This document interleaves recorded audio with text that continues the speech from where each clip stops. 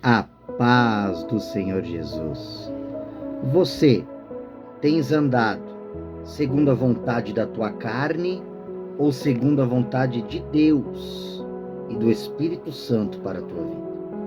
Abra tua Bíblia comigo no livro de Romanos, capítulo de número 8, versículos 8 em diante. Romanos 8, 8.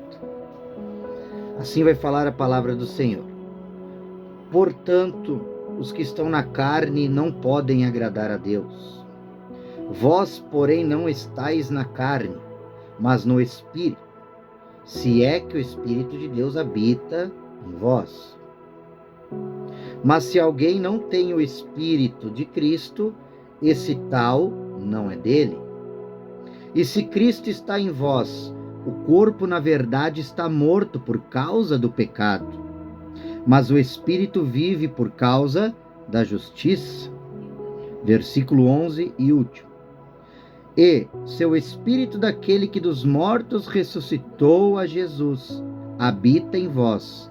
Aquele que dos mortos ressuscitou a Cristo também vivificará o vosso corpo mortal, pelo seu Espírito que em vós habita. Meus amados, este texto ao qual nós lemos, do apóstolo Paulo aos Romanos, capítulo 8, nós podemos entender que o Espírito Santo de Deus, ele é real, ele é vivo. O Espírito Santo de Deus, ele existe sim. Ele foi enviado por Deus para nos confortar, consolar e nos convencer do pecado, da justiça e do juízo. Jesus, ao morrer na cruz do Calvário e a ressuscitar e ser assunto aos céus, ele rogou ao Pai para que enviasse este Espírito Santo. E é esse Espírito Santo que habita dentro daquele que aceita Jesus como seu Salvador. Então nós já podemos entender que se eu e você fizermos a vontade da nossa carne, se inclinarmos para a carne, não é o Espírito Santo de Deus que está nos guiando, mas sim o desejo e a vontade do nosso coração.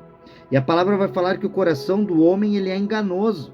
O coração do homem, ele tende a pecar, a errar, a cometer erros e pecados. Mas aqui Paulo, ele é muito enfático ao falar: se o Espírito Santo, ele habita em nós, nós já não fizemos mais as nossas vontades, mas a vontade de Deus na nossa vida. Veja só no versículo 9: vós que não estáis na carne, mas no Espírito, se é que o Espírito de Deus habita em vós. Olha só, se é que o Espírito de Deus habita em vós.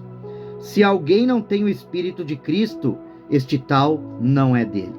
Então, meus amados, não tem como eu dizer que eu sou de Cristo, se o Espírito Santo de Deus não habita dentro de mim.